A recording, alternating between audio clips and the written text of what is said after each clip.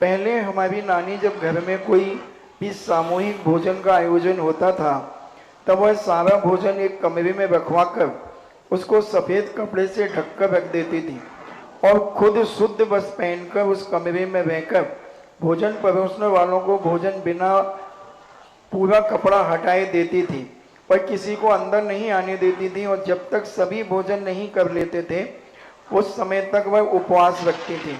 सबसे बाद में भोजन करती थी और कितने भी लोग कितना भी भोजन कर लें कभी कोई कमी नहीं आती थी और भोजन बहुत ही स्वादिष्ट बनता था। इसका क्या प्रभाव था, क्या कारण था महाराज जी? ये तंत्र विद्या के अंतर्गत आता है। एक तंत्र विद्या है जो गृहस्थों के लिए बहुत कार्यकारी होती है और उसके माध्यम से वो इतने उसका सम्मान करते थे कि उसको कपड़े से ढक देते थे। कितना बना है ये भी नहीं देखना, कितना खाली हुआ है ये भी नहीं देखना और उस कमरे में वह व्यक्ति बैठता था जिसने अभी तक भोजन नहीं किया है।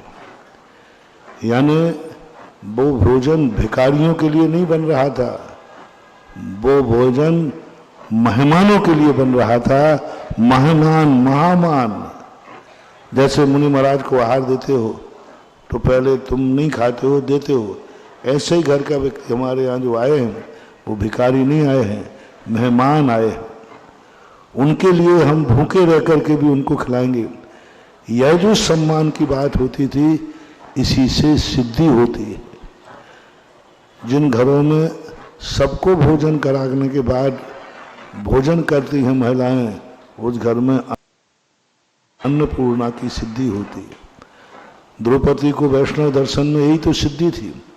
उसका एक ही नियम था, सबको भोजन कराने के बाद भोजन करेगी।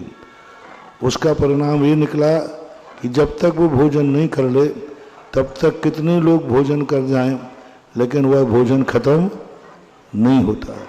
ऐसे ही वहाँ की यही परंपरा के कारण से कि भोजन देने वाला अभी खाएगा नहीं, सबको खिलाएगा। उसी का परिणाम है कि इस प्रकार की सिद्धियों की घटनाएं सुनी जाती हैं कि 1000 का भोजन बना 2000 खा गए। और आजकल तो सब शुद्ध अशुद्ध सब हो गया। अब तो कैटर्सों का ज़माना है, सबसे पहले खा पी करके ही फिर परोसेंगे। तो अभी परंपरा है चल रही।